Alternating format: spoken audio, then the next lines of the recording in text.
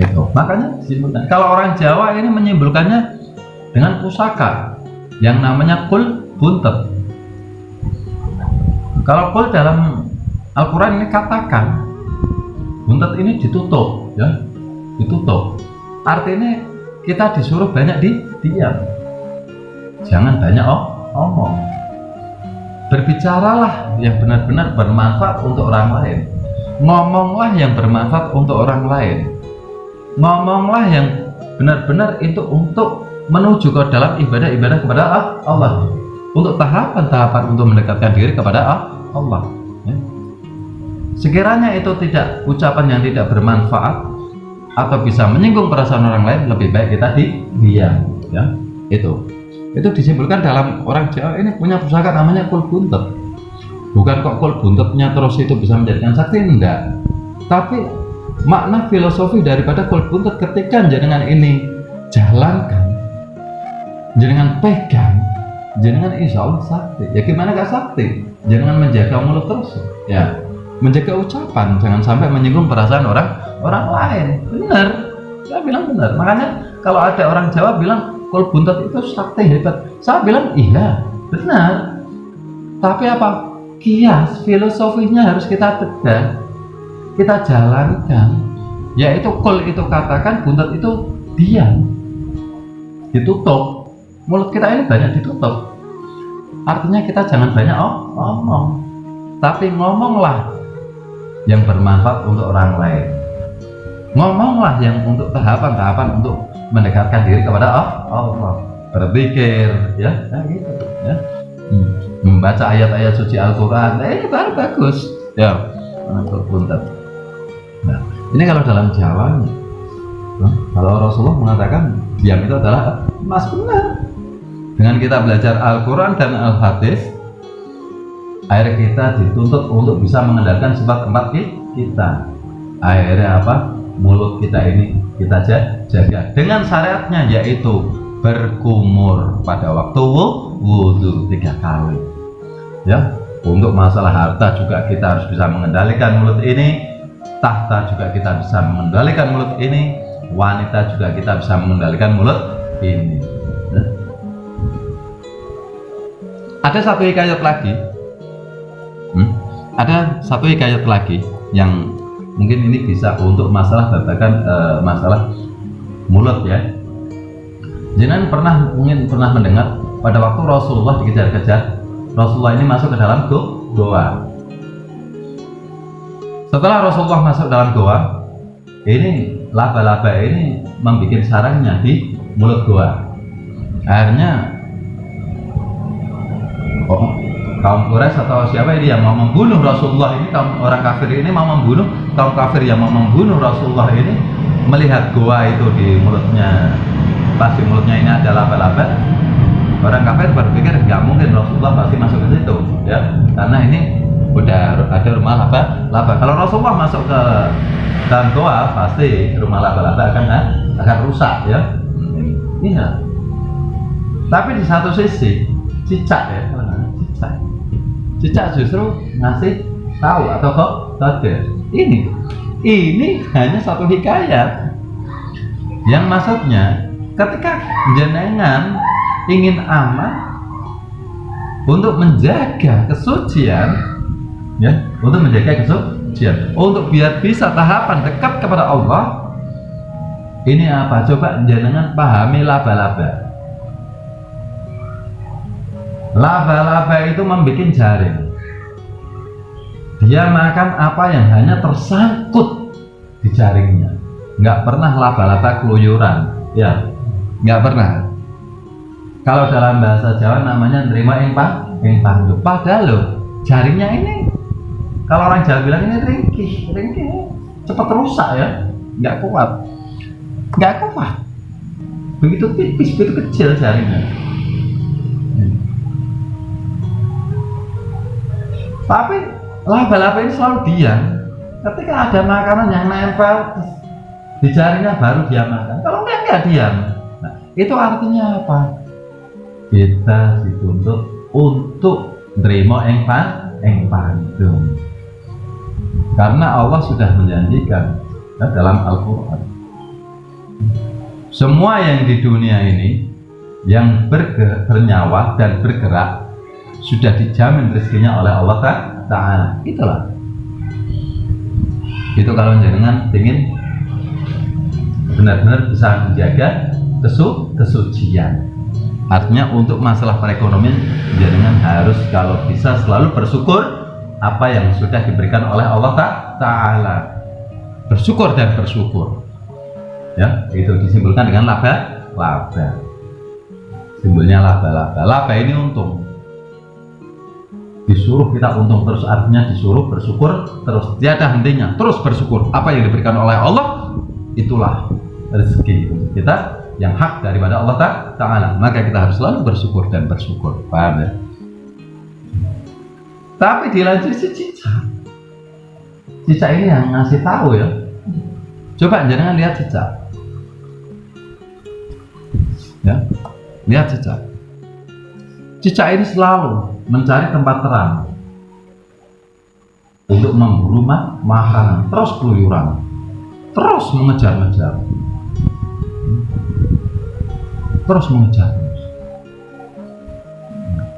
Jadi artinya orang apa? Yang takut masalah keduniawian. Bukan takut kepada Allah, tapi takut kepada keduniawian. Ini ya.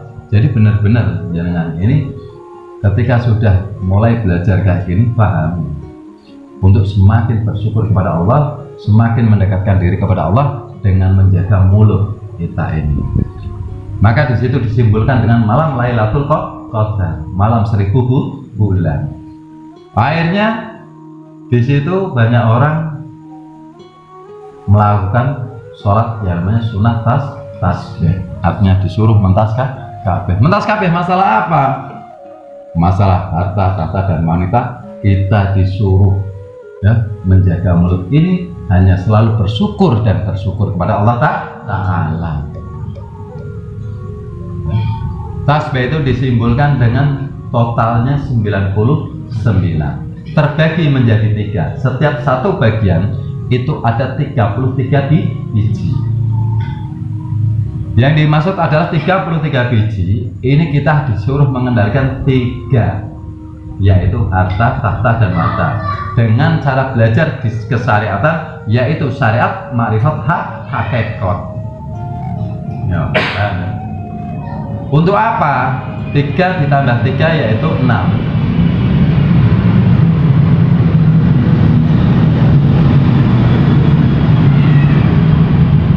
3 ditambah 3 yaitu 6. Artinya kita disuruh menjalankan rukun iman.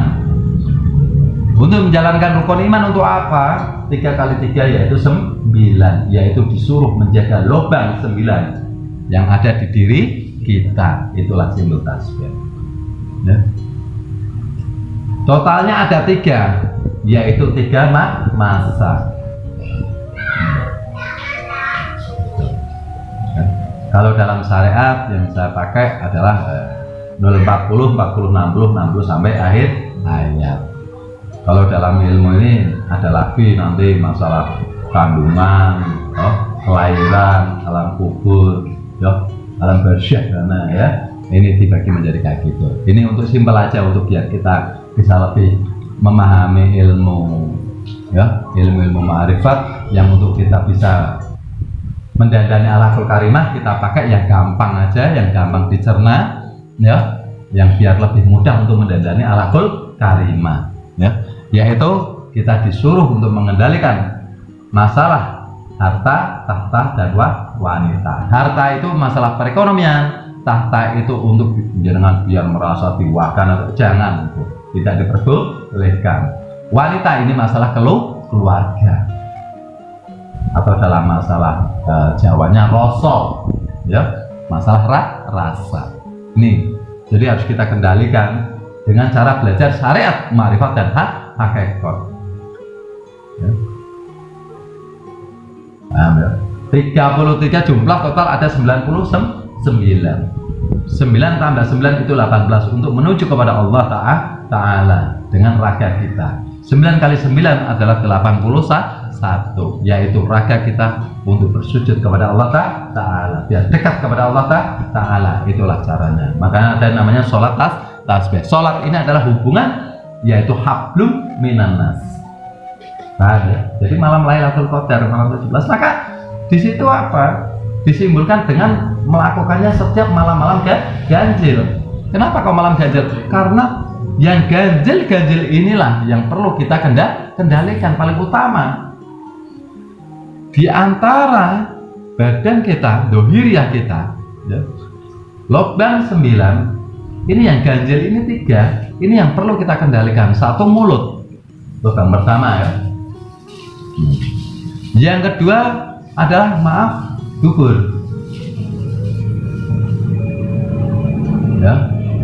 Yang ketiga, kemaluan.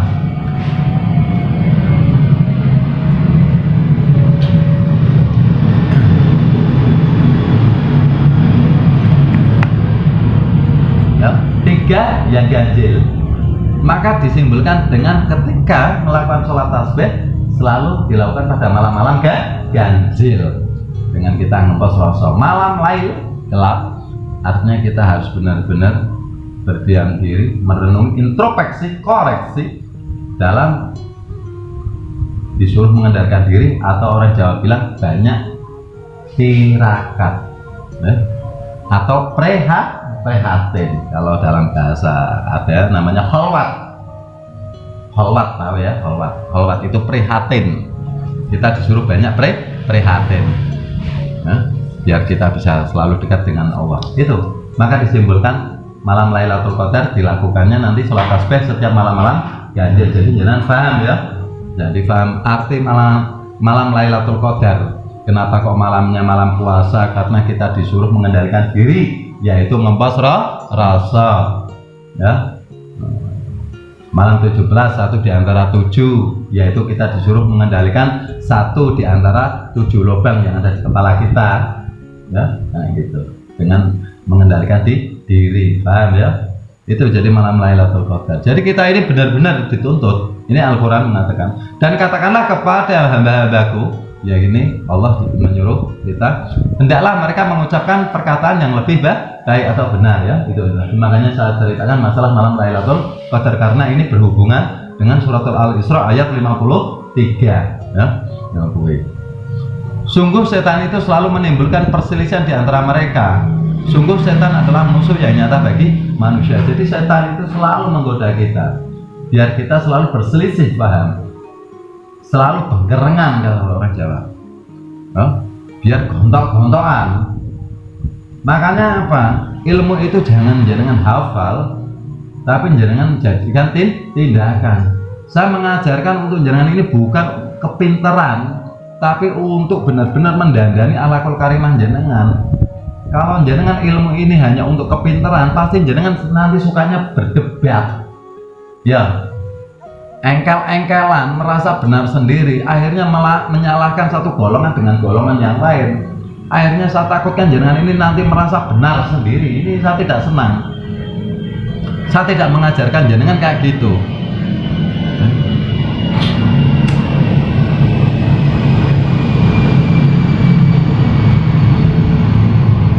Tapi saya mengajarkan jenengan benar-benar untuk mendandani akhlakul karimah jenengan. Makanya apa? Ini Al-Quran ini dibedah untuk benar-benar jenengan bisa berintrospeksi diri untuk lebih lagi mendandani akhlakul karimah jenengan, biar lebih baik dan lebih baik lagi ya, paham?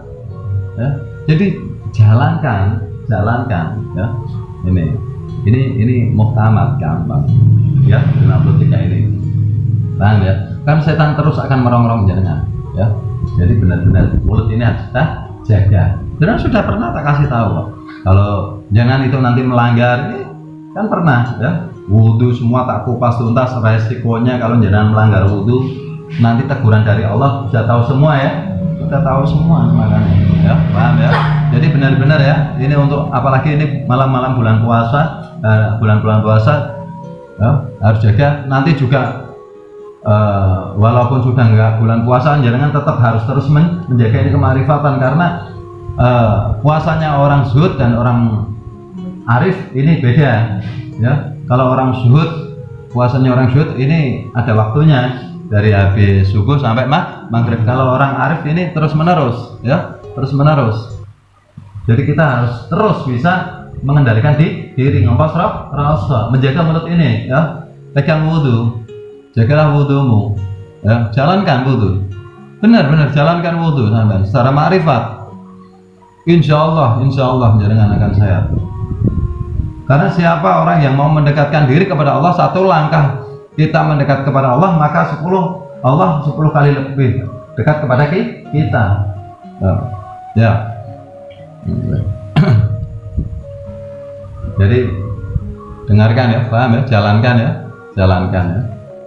Biar jenengan terus dapat rahmatnya Allah Ta'ala, dapat hidayahnya Allah Ta'ala ya. Jaga benar-benar, karena semua kita ini nanti akan pulang ke akhirat, pasti akan pulang. Semua yang di dunia ini, yang bernyawa, yang bergerak, pasti semua akan mati.